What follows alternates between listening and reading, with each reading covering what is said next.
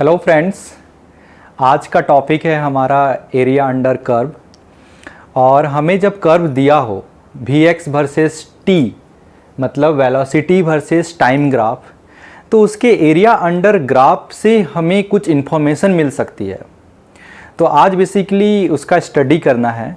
ठीक उसी तरीके से यदि हमें एक्सेलरेशन वर्सेस टाइम ग्राफ दिया हो, ए एक्स वर्सेस टी ग्राफ दिया हो, और उसके एरिया अंडर ग्राफ से भी हमें कुछ इन्फॉर्मेशन मिल सकती है।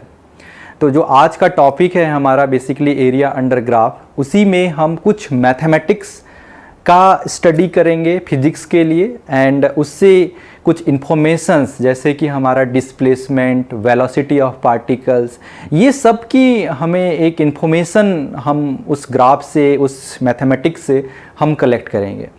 तो चलिए सबसे पहले स्टार्ट करते हैं वेलोसिटी वर्सेस टाइम ग्राफ से। तो मान लीजिए कि आपके पास एक वेलोसिटी वर्सेस टाइम ग्राफ दिया हो, ये वी एक्सिस है और मैं इधर की और टी एक्सिस बना रहा हूँ। तो ये हमारा वी एक्स और टी एक्सिस, ये इसका नेगेटिव डायरेक्शन। इसमें कोई एक रैंडम ग्राफ दिया हो, मैं ग्राफ अभी स्पेसिफाई नहीं कर रहा हूँ, ये कुछ इस टाइप से एक रैंडम ग्राफ हमें पता हो। इसमें हमें ये देखना है कि एरिया अंडर कर्व का मतलब क्या है। तो इसमें जो कर्व है, ये हमारा कर्व है जो आप देख रहे हैं, इसको हम कर्व कह रहे हैं। और इस कर्व के अंडर, मतलब जैसे ये कर्व है तो ये टाइम एक्सिस जो है, इस पे जो एरिया बाउंड हो रही है, इसको बेसिकली हम लोग एरिया अंडर कर्व से शो करना चाहते हैं। तो यहाँ पे हमें दो एरिया नजर आया टाइम एक्सिस एंड कर्व के बीच, एक ये एरिया, एक ये एरिया। आप ये देख रहे होंगे कि ये एरिया नीचे की ओर है, तो हम इस एरिया को नेगेटिव एरिया से शो करेंगे। मान लीजिए कि इसका मैग्नीट्यूड A2 है और इसका मैग्नीट्यूड अगर A1 है, तो हमको ये suppose t is equal to 0 to t is equal to t, अगर हमें टोटल एरिया फाइंड आउट करना हो तो हमें क्या मिलेगा? Area under V X versus T graph. इसकी जो लिमिट है वो बड़ा इंपॉर्टेंट है टाइम की। तो टाइम की लिमिट क्या है? From t is equal to 0 to t is equal to t। और इसमें हमें दो एरिया नजर आ रहे हैं, एक एरिया का मैग्नीट्यूड है A1, दूसरे एरिया का मैग्नीट्यूड है A2। लेकिन हमें ये क्लियर है फ्रेंड्स कि जो ये एरिया है वो नेगेटिव साइड है, इसलिए इसको हम -A2 से रिप्रेजेंट करेंगे। तो इस तरीके से हमारे पास जो नेट एरिया निकल के आता है A माइनस A2, ये टोटल एरिया होगा। हमें अभी इसका फिजिकल सिग्निफिकेंस समझना है कि ये जो एरिया हमने फाइंड आउट किया, जिसको हम A से रिप्रेजेंट कर रहे हैं, for time interval t is equal to 0 से t is equal to t, इस A का फिजिकल सिग्निफिकेंस क्या है? हमारे मन में ये क्वेश्चन आना चाहिए कि इसका फिजिकल सिग्निफिकेंस क्या है। फिजिकल सिग्निफिकेंस,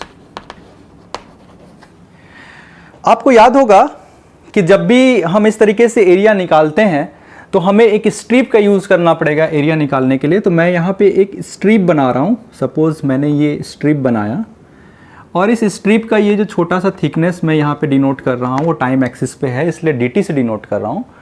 और यहाँ से अगर इसको मैच करते हैं तो ये Vx एक जनरल Vx को रिप्रेजेंट करेगा। और मुझे अगर यहाँ से लेकर यहाँ तक का एरिया निकालना है तो मुझे इंटीग्रेट करना है। बेसिकली इसका एरिया कितना होगा? इस छोटे से स्ट्रिप का एरिया, इसका स्ट्रिप का एरिया होगा dA is equal to Vx into dt। अगर मुझे पूरे का एरिया निकालना है, यहाँ से लेकर यहाँ तक और यहाँ से लेकर यहाँ तक, तो बेसिकली मुझे इंटीग्रेट करना होगा। तो मैं इंटीग्रेट करूंगा कैसे? Vx into dt। और मैं कहाँ से कहाँ तक को इंटीग्रेट करूंगा? इसमें जो टाइम लिमिट है t इज इक्वल टू 0 से t is equal to t।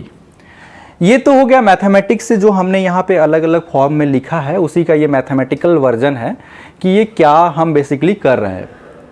लेकिन जब इसी मैथमेटिक्स से हम इसका कुछ फिजिकल सिग्निफिकेंस निकालना चाहेंगे तो उसको कैसे हम ड्रॉ कर सकते हैं? अभी हम समझते हैं कि जो हमने ये ए रिप्रेजेंट किया है, ये एरिया रिप्रेजेंट किया है जो एलएचएस में लेफ्ट हैंड साइड पे, इसका मीनिंग क्या है? तो थोड़ा सा डेफिनेशंस पे जाते हैं कि Vx हम कैसे फाइंड आउट करते हैं। तो हमको डेफिनेशंस क्लियर हैं, हमको डेफिनेशंस क्लियर हैं कि Vx इज इक्वल टू होता है dx बाई dt। अगर हम इसको थोड़ा सा आगे की ओर ले जाएं तो ये हो जाएगा dx is equal to vx dt। आप देख रहे होंगे क्या रिप्रेजेंट कर रहा है vx dt। vx dt strip का एरिया को रिप्रेजेंट कर रहा है, dA को रिप्रेजेंट कर रहा है। अगर हम इसको इंटीग्रेट कर दें, अगर हम इसको इंटीग्रेट कर दें तो integration of dx vx dt, और मैं इसको लिमिट कोई भी दे सकता हूं। मैं एक जनरल t0 से t0 से t भी दे सकता हूं, या मैं t1 से t2 भी दे सकता हूं, डिपेंडिंग ऑन। यहां पे कोई भी लिमिट हो सकती है, ये जरूरी नहीं है कि t इज इक्वल टू 0 से ही चालू हो। वो t1 हो सकती है, t1 से t2 हो सकती है, t2 से t3 हो सकती है, depending on question and your analysis. तो मैं यहां पे कोई भी एक जनरल टर्म लेना चाहता हूं, तो मैं यहां से t1 से t2 रिप्रेजेंट कर रहा हूं। और यहां पे उसी तरीके से ये जो डिस्प्लेसमेंट है, t1 के करस्पॉन्डिंगली जो डिस्प्लेसमेंट है उसको मैं x1 से रिप्रेजेंट कर रहा हूं और इसको x2 से रिप्रेजेंट कर रहा हूं। तो मेरे पास क्या वैल्यू निकल के आएगी, x2 minus x1 is equal to, इसको हम लिख देंगे area under curve of Vx versus t graph from t equal to t1 to t equal to t2। इस पर्टिकुलर एग्जाम्पल में t1 की वैल्यू है 0 एंड t2 की वैल्यू है t। तो बेसिकली इसका फिजिकल सिग्निफिकेंस मेरे पास क्या निकल के आया, ये, और ये क्या है, ये है change in displacement not distance. ये क्या है, चेंज इन डिस्प्लेसमेंट। ये एक इंपॉर्टेंट मेरे पास फिजिकल सिग्निफिकेंस नजर रख के आया है कि ये जो एरिया बता रहा है, ये एरिया क्या बता रहा है, एरिया का फिजिकल सिग्निफिकेंस क्या है। इस particular T naught T equal to 0 से टी इक्वल टू टी के लिए जो मेरे पास जो एरिया आया है उसका फिजिकल सिग्निफिकेंस क्या है। यहां से मेरे को समझ में आया कि इसका जो फिजिकल सिग्निफिकेंस है, ये एरिया बता रहा है basically change in displacement of particle from t is equal to 0 to t is equal to t। Friends, इसका जो फिजिकल सिग्निफिकेंस है इस एरिया का फिजिकल सिग्निफिकेंस यही है, change in displacement of particle की डिस्प्लेसमेंट में चेंज हो रही है। और कौन से चेंज हो रही है, डिस्प्लेसमेंट भी कैसा, कौन सा displacement, t is equal to 0। अगर मैंने जो ये एरिया कैलकुलेट किया है t इज इक्वल टू 0 से t is equal to t के लिए, तो यहां पे जो डिस्प्लेसमेंट होगा t इज इक्वल टू 0 से t is equal to t के लिए। लेकिन अगर आपने एरिया कैलकुलेट किया है t इक्वल टू t1 से, तो t इक्वल टू t2। कहने का मतलब ये जो चेंज इन डिस्प्लेसमेंट बता रहा है उस टाइम इंटरवल्स के लिए बता रहा है जिस टाइम इंटरवल के लिए आप एरिया कैलकुलेट कर रहे हैं। तो ये फिजिकल सिग्निफिकेंस भी आपको याद रखने हैं कि ये बता क्या रहा है। ठीक उसी तरीके से यदि ये ax वर्सेस t होता, सेम एग्जांपल ले लेते हैं। मान लीजिए कि ये ax एक्सिस है और इधर की ओर हमारा t एक्सिस है। तो इस तरीके से हमने ax वर्सेस t का एक कोई ग्राफ है, एक सिमिलर टाइप से एक ग्राफ लेते हैं और इसमें हमें बेसिकली इसका जो एरिया अंडर कर्व है वो क्या बताता है। तो मान लीजिए कि कोई एक टाइम इंटरवल एक जनरल में ले रहा हूँ, t is equal to t1 से t is equal to t2 तक की ग्राफ का एरिया निकालना है। तो यहाँ पे एरिया क्या आएगा हमारे पास, ये एक एरिया आएगा t is equal to t1 से t is equal to t2। Suppose इस एरिया की न्यूमेरिकल वैल्यू है a1 और इस एरिया की न्यूमेरिकल वैल्यू है a2। तो हमें ये क्लियर है कि a is equal to a1 minus a2 होगा, क्योंकि ये नेगेटिव एरिया है। अगर हम इसमें एक स्ट्रिप लेते हैं, मान लीजिए कि मैंने एक स्ट्रिप कंसीडर किया ऐसा, तो इस स्ट्रिप का ये वाला जो थिकनेस है वो है dt और ये जो वैल्यू है इस वैल्यू को हम एक जनरल ax कहते हैं। तो ये जो स्ट्रिप का एरिया होगा dA D A is equal to D T into A X या A X into D T, same चीज़ है।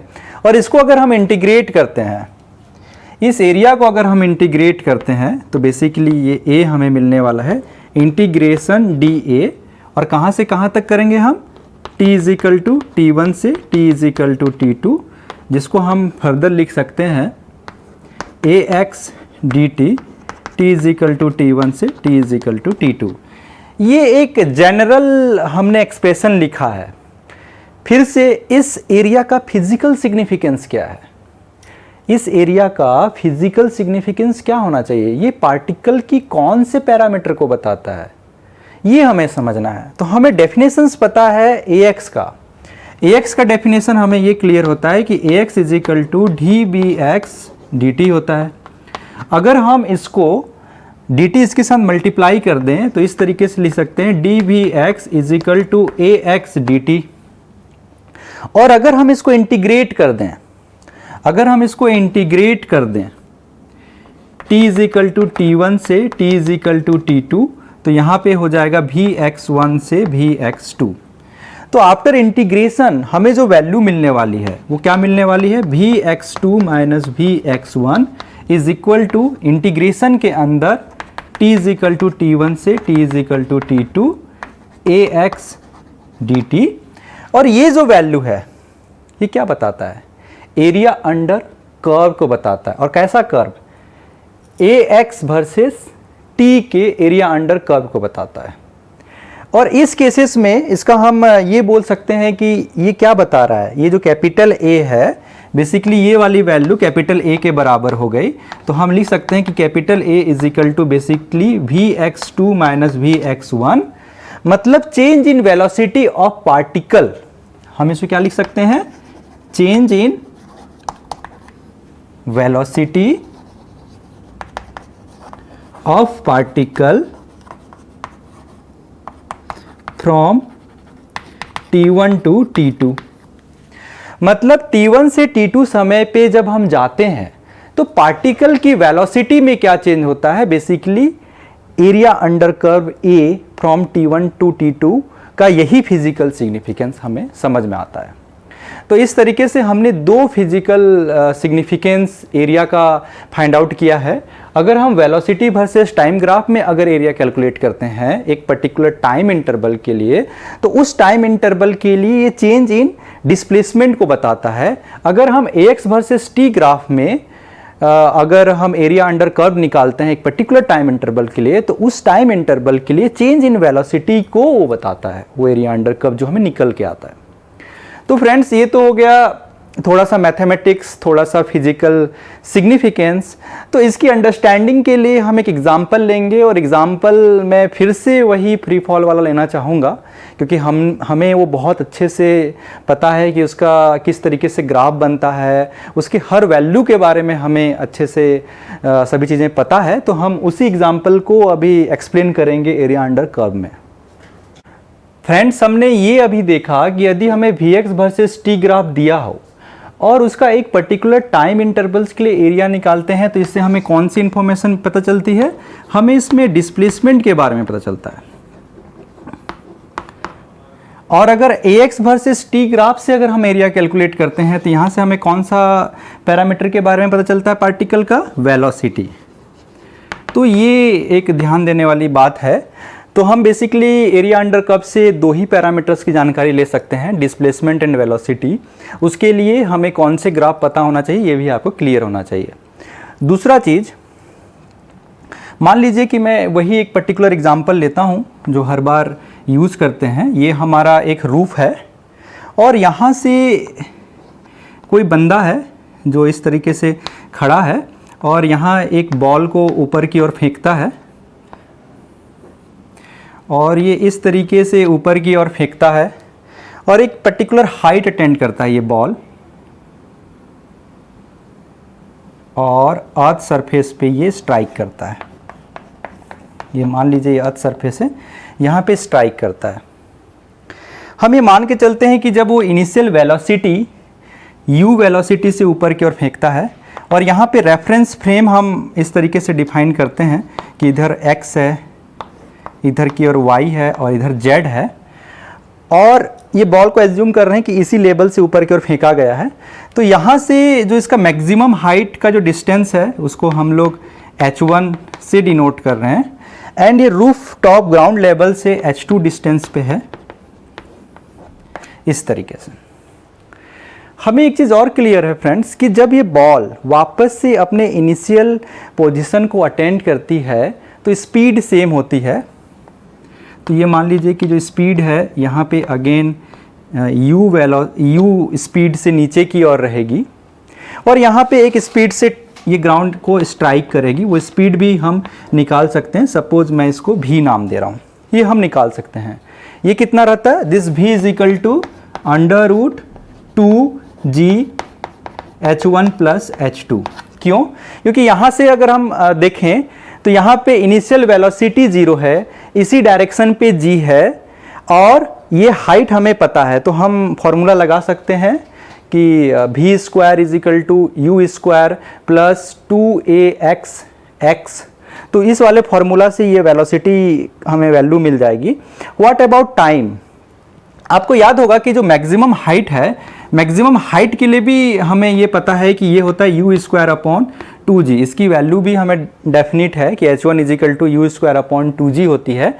और यहाँ तक का जो डिस्टेंस टाइम होता है, अगर इस टाइम को मैं t1 से डिनोट करूँ, यहाँ पहुँचने तक का टाइम, वो u अपॉन g होता है। यहाँ पहुँचने का अगर मैं टाइम डिनोट करूँ यहाँ पे जो या h हाइट पे, तो ये जो टाइम होता है t2 is equal to 2u/g। Again u/g time वो कवर करता है, जितना टाइम ऊपर जाने में लगता है उतना ही टाइम सेम हाइट तक आने में लगता है, इसलिए 2u/g पहले था तो फिर अगेन u/g, तो इसलिए 2u/g होगा। What about t3? जब वो स्ट्राइक करता है अर्थ सरफेस पे, ये जो t3 है जब वो अर्थ सरफेस पे स्ट्राइक करता है, यहाँ पे मैं t3 ले रहा हूँ, तो ये जो t3 है, t3 की वैल्यू हमें इस तरीके से निकाल सकते हैं कि जो इसकी इनिशियल वेलोसिटी है, इनिशियल वेलोसिटी क्या हो गई, 0 है, और इसलिए हम लोग उस फॉर्मूले का यूज कर सकते हैं जिसमें हमें टाइम निकालना हो और इनिशियल वेलोसिटी भी पता हो, एक्सेलरेशन भी पता हो। तो हमें वो फॉर्मूला क्या है, x is equal to x naught plus u(xt) plus half axt square. अगर उस फॉर्मूला को अप्लाई करेंगे तो यहाँ पे t की जो वैल्यू निकल के आएगी, that value is equal to √2 h1 plus h2 upon g। तो इस तरीके से हमें t3 पता है, हमें ये वेलोसिटी पता है, इस अर्थ सरफेस पे कितना समय पे स्ट्राइक करता है वो पता है, उसकी वेलोसिटी पता है, इस सेम लेवल पे उसकी स्पीड पता है, और हाइट का भी पता है, टाइम भी पता है। इस प्रकार से हमें सभी पैरामीटर फ्री फॉल के पता है, उसकी प्रॉपर्टी यूज करके हमने निकाल लिया है। अभी मेन है इसका वेलोसिटी वर्सेस टाइम ग्राफ खींचना। हम इसको आगे भी कई बार डिस्कस कर चुके हैं। सपोज ये टाइम एक्सिस है और ये ax है, vx है, वेलोसिटी। अगर हम velocity versus time graph plot कर रहे हैं, एक्सिस का डायरेक्शन उसके इनिशियल मोशन के डायरेक्शन में है, मतलब ये जो u है वो पॉजिटिव रहेगा, मतलब इनिशियल वेलोसिटी पॉजिटिव रहेगा। मान लीजिए ये u है, ये u, उसके बाद एक टाइम इंटरवल्स जिसमें वो मैक्सिमम हाइट अटेंड करता है। इस टाइम इंटरवल पे जब वो मैक्सिमम हाइट अटेंड करता है तो उस समय उसकी जो वेलोसिटी है वो 0 हो जाती है। आप देख रहे होंगे कि टी एक्सिस पे किसी प्रकार का वेलोसिटी कंपोनेंट नहीं होगा, तो यहाँ पे 0 होगा। तो ये जो है मैक्सिमम हाइट को रिप्रेजेंट करता है। उसके बाद अगेन वो एक u स्पीड को अटेंड करेगी सेम लेवल पे, तो ये u स्पीड को अटेंड करेगी सेम लेवल पे, लेकिन अगर इन टर्म्स ऑफ वेलोसिटी देखा जाए तो अभी वो वेलोसिटी नेगेटिव है। क्यों? क्योंकि अभी जब ये u स्पीड से यहाँ से निकला था t इज इक्वल टू 0 पे, t इज इक्वल टू 0 पे यहाँ पे से जब निकला था तो पॉजिटिव था वेलोसिटी। जब उसने मैक्सिमम पे पहुँचा तो 0, और उसके बाद फिर इनिशियल पोजिशन पे आया तो स्पीड तो सेम है लेकिन डायरेक्शन नेगेटिव है, इस कारण से ये -u हो गया। उसके बाद ये अर्थ सरफेस पे स्ट्राइक किया,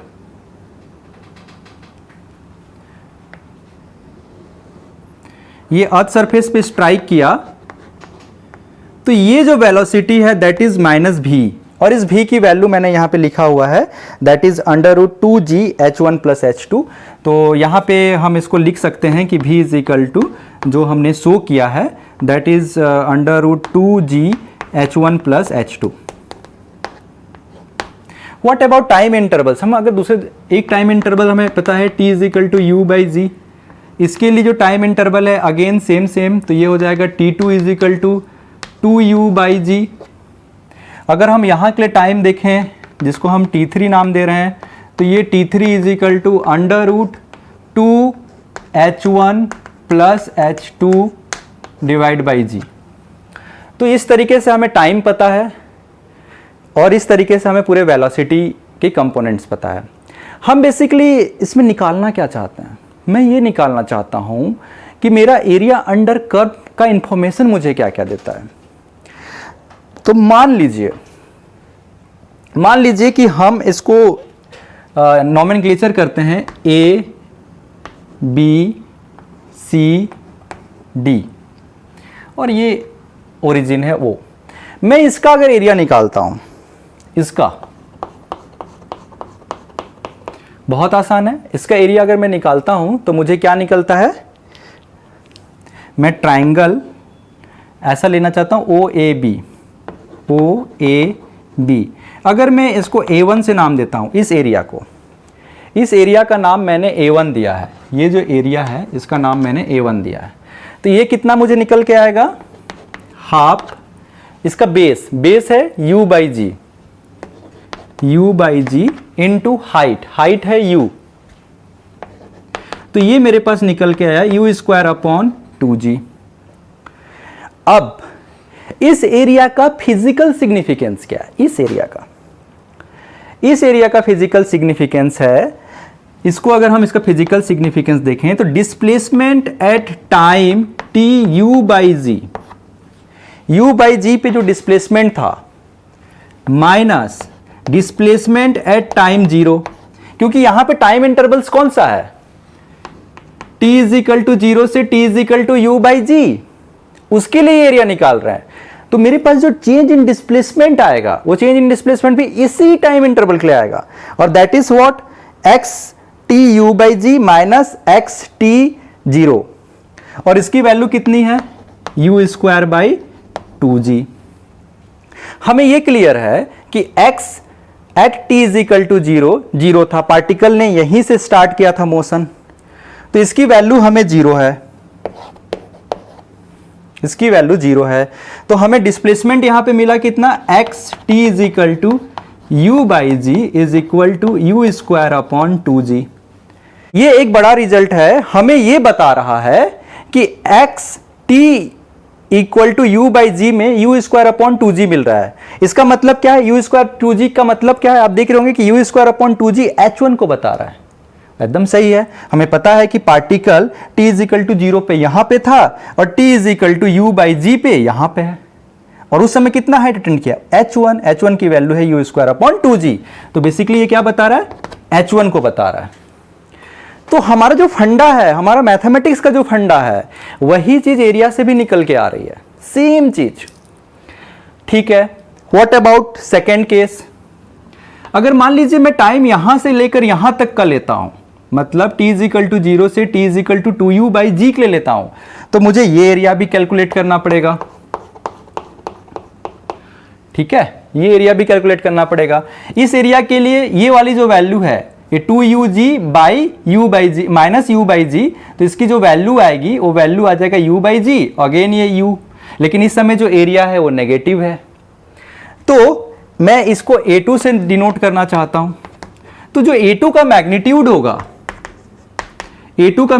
होगा हाफ u/g इंटू u, तो इस तरीके से ये अगेन u²/2g आया, A2 अगेन u²/2g आया, लेकिन इस समय जो A2 है वो नेगेटिव है। बेसिकली A2 नेगेटिव है, मुझे विथ साइन लिखना चाहिए या साइन को बाद में कंसीडर करूंगा। मैं यहां A2 को मैग्नीट्यूड मान रहा हूं, इसलिए मैंने मैग्नीट्यूड लिखा है। तो मेरा टोटल एरिया कितना हो गया? For t is equal to g2 t is equal to 2u/g, अगर मैं नेट एरिया कैलकुलेट करूं, नेट एरिया ए, जिसको मैं ए से रिप्रेजेंट करना चाहता हूं, तो A1 minus A2, A1 minus A2 is equal to कितना होगा, U square upon 2g minus U square upon 2g, A is equal to 0। A क्या बता रहा है, ए क्या बता रहा है, ए का फिजिकल सिग्निफिकेंस क्या बताया मैंने, X T is equal to 2u by G minus X T is equal to 0, जिसकी वैल्यू है 0। हमें तो पता है X T is equal to 0, initial condition हमें पता है, ये कितना है 0। तो हमें क्या पता चला, X T is equal to 2u by G भी 0 है। इसका मतलब यह है कि पार्टिकल जहां से चलना चालू किया था t is equal to U by G पे, अगेन उसने वहीं पे पहुंच गया है। आप देख सकते हैं, इस फिगर को ध्यान दीजिए, पार्टिकल ने यहां से चलना प्रारंभ किया था, पार्टिकल ने आया t इज इक्वल टू 0 से चलना प्रारंभ किया था, उस समय उसकी पोजीशन थी x इज इक्वल टू 0। अब पार्टिकल यहां से चलना प्रारंभ किया और t is equal to U by G पे हाईएस्ट पॉइंट पे पहुंचा, वो भी हमने देख लिया था। t is equal to 2u by G पे अगेन उसी हाइट को अटेंड किया, 2u बाई जी। इसलिए पार्टिकल के में किसी प्रकार का अभी डिस्प्लेसमेंट नहीं है, पार्टिकल जहां से चलना चालू किया था वहीं पे अगेन पहुंच गया है, उसकी पोजीशन में किसी प्रकार की चेंजेस नहीं हुई है। तो ये इसका फिजिकल सिग्निफिकेंस है, वो मैथमेटिक्स से भी हमको निकल के आ रहा है। अगर हम पूरे सेक्शन को एनालिसिस करें, यहां तक का एरिया, ये भी एरिया को इंक्लूड कर लें, ये भी एरिया को अगर हम इंक्लूड कर लें तो हमें क्या निकल के आएगा, ये पूरा एरिया, इस पूरे एरिया को नाउ मैं A2 निकालता हूं। मतलब मैं कौन से समय इंटरवल्स के लिए अभी निकालना चाहता हूं, कौन से टाइम इंटरवल्स के लिए हमें एरिया कैलकुलेट करना है, t इज इक्वल टू 0 से लेकर t3। तो for t is equal to 0 to t is equal to under root 2 h1 plus h2 by G plus u by जी।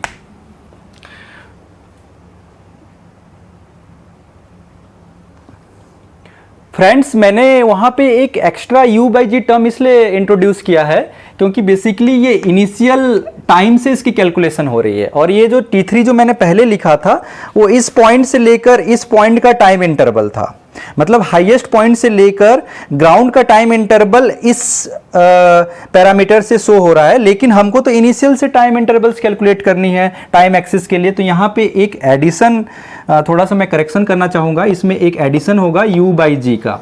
तो ये ध्यान रखिएगा, ये जो t3 है वो t3 कंप्लीट इतना सेक्शन है t3, मतलब under root 2h1 plus h2 upon G plus u by G, ये तीनों चीज मिलकर t3 बताता है। और t3 का जो यहाँ पे सिग्निफिकेंस है वो यहाँ से कैलकुलेट किया जा रहा है t0, उससे मीनिंग आ रहा है t0 से ये u बाई जी गया, अगेन u बाई जी से ये छोटा, इस यहाँ से यहाँ तक का टाइम इंटरवल u बाई जी है, इसलिए यहाँ पे 2u बाई जी लिखा, और यहाँ से यहाँ तक का टाइम इंटरवल इससे शो हो रहा था, लेकिन उसमें हमें यहाँ से रिप्रेजेंट करने के लिए रेफरेंस हमारा अगर t इज इक्वल टू 0 यहाँ पे है तो यहाँ से रेफरेंस करने के लिए u by G again add करना पड़ेगा। तो ये छोटा सा करेक्शन मैंने किया है। तो इस टाइम इंटरवल के लिए बेसिकली हम लोग ये एरिया कैलकुलेट करने वाले हैं A2। तो हमें A2 क्या मिलेगा, A2 is equal to half into ये time interval T3 minus T1। अगर आप T3 माइनस T1 कैलकुलेट करते हैं एरिया A2, तो ये जो A2 है वो बेसिकली क्या निकलेगा, T3 माइनस T1, मतलब ये u बाई जी से u by G cancel out हो जाएगा, और अंडर रूट क्या बचेगा 2h1 plus h2 upon G into ये हाइट जो है, ये हाइट की वैल्यू है v, और v बराबर है under root 2g h1 plus h2।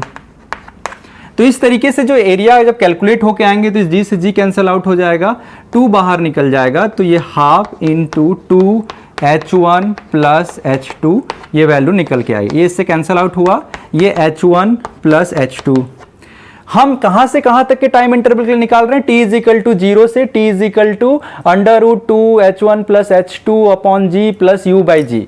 और ये जो निकला है A2 कौन से टाइम इंटरवल के लिए निकला है, ये टाइम इंटरवल t1 से लेकर t3 के लिए निकला है। तो व्हाट अबाउट 0 से t1, 0 से t1 तो हमारे पास A1 है ही, तो यहाँ पे हम लोग A1 लिख ले रहे हैं। A1 इज इक्वल टू हमारे पास निकल के आया था h1। आप देख रहे होंगे कि A1 की जो वैल्यू है वो h1 के बराबर है। तो इस तरीके से हमें अगर नेट ए निकालना हो इस पूरे टाइम इंटरवल्स के लिए, अगर हम नेट ए की बात करें तो वह है a1 माइनस a2, ये है नेट ए। अब व्हाट अबाउट यहीं से अगर इन दोनों वैल्यू रख दिया जाए तो a is equal to, value रखिए h1 minus h1 plus h2, तो h1 से h1 कैंसिल हो जाएगा और ये मिलेगा माइनस h2। इसका सिग्निफिकेंस क्या है? इसका सिग्निफिकेंस है, हम इसको इस तरीके से लिख सकते हैं कि x t is equal to t3, इस पूरे को अगर मैं मानूं, इस पूरे चीज को मान रहा हूं t3, तो x t is equal to t3 से x t is equal to 0, और x t is equal to 0 हमें पता है वो 0 है, तो इसलिए कंप्लीट हमें क्या बता रहा है, x is equal to t equal to t3 is equal to minus h2। ये इसका फिजिकल सिग्निफिकेंस हमारे पास समझ में आया। इसका मतलब ये है पार्टिकल जो हमने रेफरेंस फ्रेम एज्यूम किया था, रेफरेंस फ्रेम में जहां से 0 एज्यूम किया था, अभी वो माइनस h2 हाइट पे है। कब? जब t3 है। और t3 क्या बताता है? जब वो ग्राउंड सरफेस को स्ट्राइक करता है तब का समय है। अब थोड़ा सा फिगर पे ध्यान दीजिए, क्या हमने जो कैलकुलेट किया था वो सभी चीजें मैच कर रही हैं? तो देखिए कि यहां से हमने फेंकना स्टार्ट किया था जब t इज इक्वल टू 0 था। यहां पे समय कितना है? t is equal to 0। t is equal to 0 समय के बाद जब t is equal to u by G पे गए तब मैक्सिमम हाइट अटेंड किया, तब हमने h1 मिला जो कि a1 का सिग्निफिकेंस है। a1 का मतलब h1 है। उसके बाद जब ये again t is equal to 2u by G पे जाता है तो सेम लेवल पे आता है, तब हमने देखा था कि 0 आया था।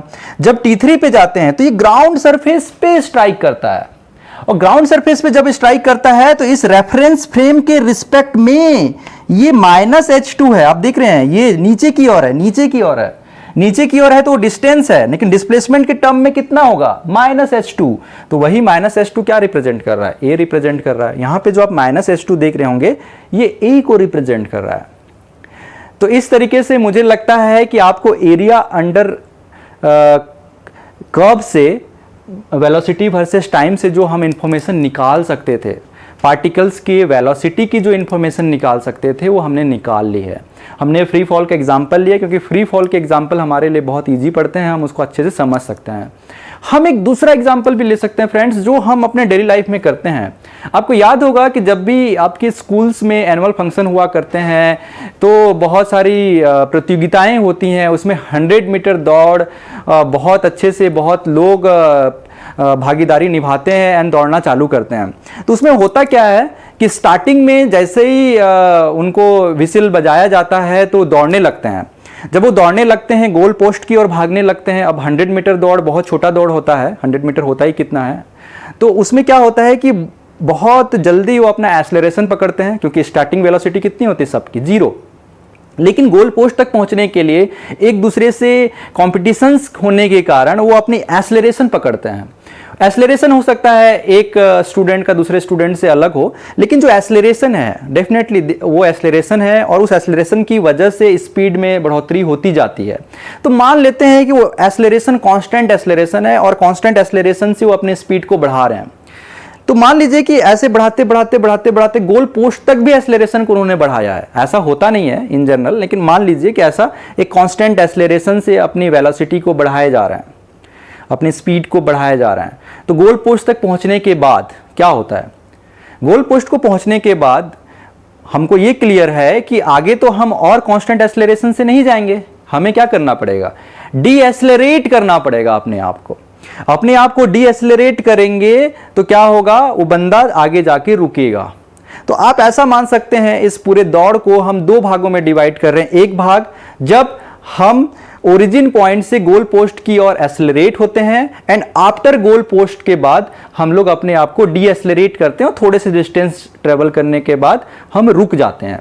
तो हम इसको 2 भाग में डिवाइड कर रहे हैं इस पूरे सिनारियो को, और इस पूरे सिनारियो के लिए वेलोसिटी वर्सेस टाइम ग्राफ हम खींचेंगे और उससे हम निकालेंगे कि कितना मैक्सिमम वेलोसिटी उस बंदे का बना और उसने कितना डिस्टेंस ट्रेवल किया इन terms of acceleration and D acceleration value.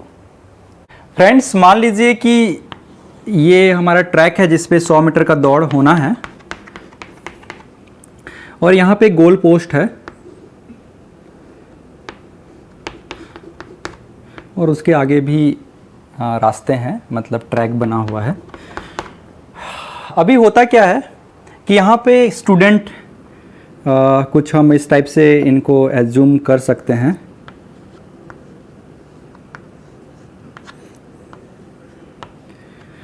ये इस तरीके से अपने मार्क पोजीशन पे है, 0 पोजीशन पे है। यहाँ पे हम अगर रेफरेंस फ्रेम सेट कर दें तो इधर की ओर y और इधर की ओर x एक्सिस,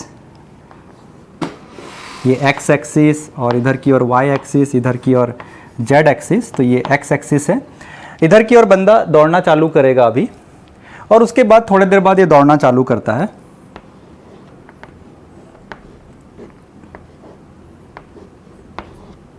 इस तरीके से। और लेकिन जब दौड़ रहा है तो हमने एक एजम्पशन लिया हुआ है, यहाँ से लेकर पूरे यहाँ तक ये एक्सेलरेट करता है। और जब एक्सेलरेट करता है तो ऐसे भी नहीं कि नॉन यूनिफॉर्म एक्सेलरेशन है, यूनिफॉर्म एक्सेलरेशन है। तो ये जो अल्फा है वो एक्सेलरेशन है, rate of change in velocity, और वो यूनिफॉर्म है, यूनिफॉर्म एक्सेलरेशन। उसके बाद बंदे ने गोल पोस्ट तक पहुंच गया। अब गोल पोस्ट के बाद उसको स्पीड बढ़ाने की ज़रूरत नहीं है, नेचुरल सी बात है। वो अपना स्पीड को कम करेगा, और स्पीड को कम करना मतलब डी एक्सेलरेशन। तो हमको ये समझ में आया, यहाँ से लेकर यहाँ तक एक्सेलरेशन हुआ है और यहाँ से लेकर आगे की ओर डी एक्सेलरेशन होगा। तो हम इधर की ओर बीटा, बीटा रेट है वेलोसिटी को कम करने का, मतलब ये है डी एक्सेलरेशन। ये डी एक्सेलरेट किया है, वो भी कैसा, uniform D acceleration, uniform D acceleration. तो एक तरफ अल्फा एक्सेलरेट किया, बीटा डी एक्सेलरेट किया। तब इसने स्टार्टिंग पॉइंट से सपोज x1, उन्होंने क्या किया, x1 डिस्टेंस बोलिए या डिस्प्लेसमेंट बोलिए, इस पर्टिकुलर एग्जांपल में दोनों सेम है। तो x1 डिस्टेंस ट्रेवल किया, एंड गोल पोस्ट से आगे जो उसने डिस्टेंस ट्रेवल की है वो है x2, मतलब इनिशियल पॉइंट से उसने x1 plus x2 distance travel किया, और डिस्प्लेसमेंट भी सेम चीज़ है। इसके लिए अगर मैं वेलोसिटी वर्सेस टाइम ग्राफ खींचना चाहूँ, क्योंकि ये क्या है, ये स्लोप को बताता है। एक्सेलरेशन क्या है, स्लोप है, मतलब मेरे पास स्लोप की इन्फॉर्मेशन है। एक में स्लोप मेरे पास पॉजिटिव है और दूसरा में नेगेटिव है, ये इसकी वैल्यू लिखा गया, मैग्नीट्यूड लिखा गया, डी एक्सेलरेशन का मैग्नीट्यूड है। लेकिन अगर स्लोप के टर्म्स में बात करेंगे तो नेगेटिव स्लोप है। इसलिए मैं इसका जो ग्राफ है वो कुछ इस तरीके से लिख सकता हूं कि ये मान लीजिए Vx है और इधर मान लीजिए टाइम है। आपको ध्यान होगा कि जब इसका स्टार्टिंग वेलोसिटी कितना था, ux कितना था, 0। फाइनल वेलोसिटी कितना है जब यहां पे बंदा पहुंच गया, जब यहां पे बंदा पहुंच गया है तो अपना वेलोसिटी फाइनल कितना है उसका, Vx इज इक्वल टू 0। इसका मतलब इनिशियल एंड फाइनल वेलोसिटी दोनों 0 हो गए, क्योंकि रेस्ट में आ जाएगा, बंदा खड़ा हो जाएगा। दौड़ना चालू किया, अपना स्पीड पकड़ा, एक यूनिफॉर्म एक्सेलरेशन से गोल पोस्ट तक पहुंचा, और उसके बाद वो जीते या ना जीते वो अपने आप को, अपने स्पीड को तो कम करेगा ही। और उसने इसके तुरंत बाद हम ये एज्यूम कर रहे हैं कि अपने आप को डीएक्सेलरेट किया, और डीएक्सेलरेट करने के बाद कुछ दूरी चलने के बाद अपने आप को रोक लिया। आपको ये भी समझ में आ रहा होगा कि जो डीएक्सेलरेशन है बहुत फास्ट हुआ है। क्यों फास्ट हुआ है, क्योंकि कम डिस्टेंस ट्रेवल करने के बाद ही बंदे ने रुक गया है, तो बहुत जल्दी अपने आप को रोक लिया। और ऐसा होता है इन जनरल, हम अपने आप को एक्सेलरेट करते हैं लंबी डिस्टेंस तक, लेकिन शॉर्ट डिस्टेंस में ही डीएक्सेलरेट कर लेते हैं। तो अगर हम इसका सिमिलर फैशन में अगर हम देखें तो ये हो गया हमारा एक मैक्सिमम वेलोसिटी उसने अटेंड किया, ये गोल पोस्ट है। ये जो समय है, अगर t इज इक्वल टू 0 से अगर हम इसको t1 दे रहे हैं तो ये t1 कहाँ पे है, गोल पोस्ट के पास बंदे ने पहुंच गया, उस समय का समय है। और उसके बाद उसने बहुत ही कम समय में अपने आप को डीएक्सेलरेट किया, d2। ये क्या बता रहा है, ये स्लोप पॉजिटिव स्लोप को बता रहा है, इंक्रीजिंग ग्राफ, वेलोसिटी उसकी बढ़ती जा रही है। यहां पे वेलोसिटी उसकी कम होती गई और फाइनली 0 हो गया। तो एक चीज और हमें यहां से समझ में आ रहा है कि जो बीटा है वो ग्रेटर देन अल्फा है। क्यों, क्योंकि बहुत ही कम समय में उसने अपने आप को डीएक्सेलरेट किया, हम ऐसा एज्यूम कर रहे हैं। अब इस वेलोसिटी वर्सेस टाइम ग्राफ का हम अगर ये वाला एरिया को देखें, ये वाला एरिया, ये तो ये क्या बताएगा, ये एरिया को अगर हम कैलकुलेट करेंगे तो ये क्या बताएगा, ये बताएगा, अब देखिए ये एरिया क्या बताएगा, ये जो एरिया है हाफ इंटू T1 इंटू, मान लीजिए कि ये मैक्सिमम है V मैक्स, ये क्या बताएगा? ये बेसिकली बताएगा डिस्प्लेसमेंट को, किसका? पार्टिकल का, यहाँ पे स्टूडेंट का डिस्प्लेसमेंट को बताएगा। कहाँ से कहाँ तक का? x is equal to T1 से x is equal to T0 मतलब 0। मतलब हमें ये पता है कि x0 जो है वो है 0। तो इस तरीके से x T1 को हम लोग लिख सकते हैं, यहाँ पे जैसे मैंने रिप्रेजेंट किया x1। तो मेरे पास मिल गया x1 की value half T1 V max. ये मेरे पास x1 की वैल्यू मिल गई, ये मेरे पास x1 की वैल्यू मिल चुकी है। व्हाट अबाउट T1 से T2? अगर मैं ये वाला एरिया कैलकुलेट करूं A2, ये A2, ये हमने अभी A1 कैलकुलेट किया था और हम अभी A2 कैलकुलेट करने वाले हैं। फ्रेंड्स, ये A2 हम ऐसे कैलकुलेट कर सकते हैं कि A2 is equal to half T2 minus T1 into V max. इस A2 का फिजिकल सिग्निफिकेंस पता है, ये T2 minus T1 time intervals के लिए कैलकुलेट की जा रही है। तो इसको हम इस तरीके से लिख सकते हैं XT2 minus XT1 is equal to half T2 minus T1 into V max. और XT2 माइनस XT1 कितना है? T2 यहां पे है और T1 यहां पे है, मतलब ये वाला डिस्प्लेसमेंट की बात की जा रही है यहां पे। तो XT2 minus XT1 is equal to X2। तो हम इस तरीके से लिख सकते हैं कि X2 is equal to half T2 minus T1 into V max. ये हमारे पास एक रिजल्ट निकल के आया। X1 की वैल्यू हमें पता है और X2 की वैल्यू भी हमें पता है। ये X1 की वैल्यू दिस, X2 की वैल्यू दिस। मान लीजिए कि हमको टोटल टाइम पता हो, मतलब टोटल टाइम T2 की इंफॉर्मेशन हमारे पास हो। हमारे पास कौन सी इंफॉर्मेशन है? टोटल टाइम T2 की वैल्यू दी गई है। मान लीजिए क्वेश्चन में T2 की वैल्यू दी गई है T, कैपिटल T। तो अगर ये वैल्यू हमें पता हो तो उसके रिस्पेक्ट में हमारे पास ये नोन वैल्यू है, ये नोन वैल्यू और ये नोन वैल्यू है। बेसिकली इतना ही हमारे पास नोन वैल्यू है। तो हमें इनके टर्म्स में ये x1 और x2 को लिखना है। तो हम लोग लिख सकते हैं कि टोटल डिस्प्लेसमेंट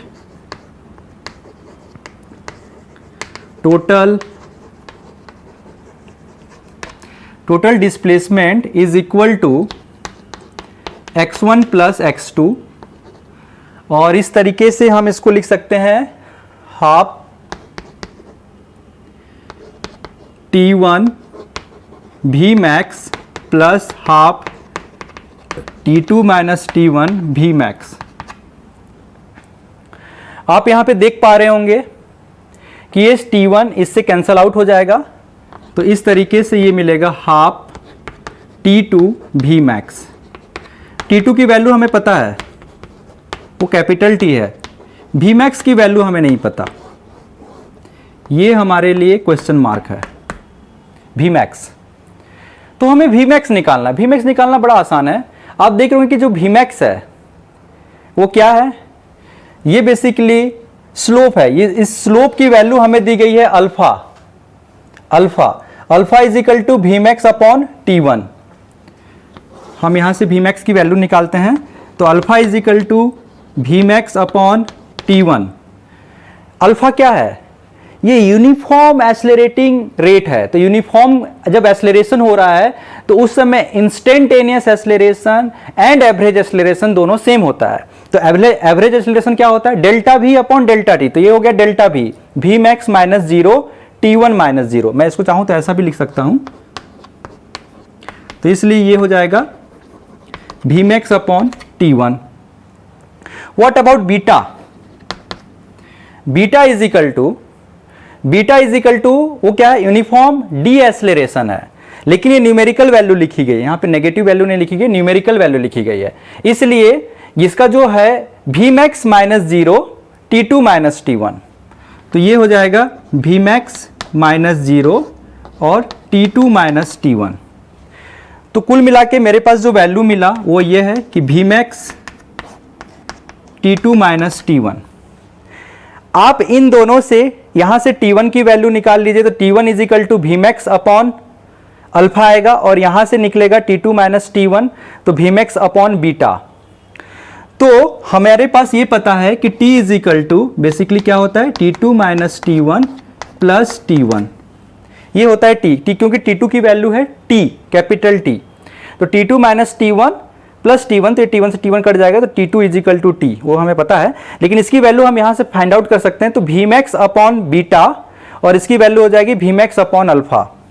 तो इस तरीके से हमें ये वैल्यू मिलेगी Vmax upon alpha plus beta, हाँ, तो ये हो जाएगा alpha plus beta upon alpha into beta into Vmax। Friends, यहां से हम Vmax की वैल्यू लिख सकते हैं, तो Vmax की value in terms of T हमें ये पता चल गया, Vmax is equal to alpha into beta alpha plus beta into T। ये हमारे पास नॉन पैरामीटर्स के टर्म में अननोन की वैल्यू आ गई। तो हम यहाँ से टोटल डिस्प्लेसमेंट भी लिख सकते हैं, या टोटल डिस्टेंस लिखिए या डिस्प्लेसमेंट लिखिए, इस पर्टिकुलर केस में दोनों सेम है। That is total distance is equal to x1 plus x2 unknown is equal to, आप देख पा रहे होंगे कि इसको हम लिख सकते हैं half alpha into beta upon alpha plus beta T square.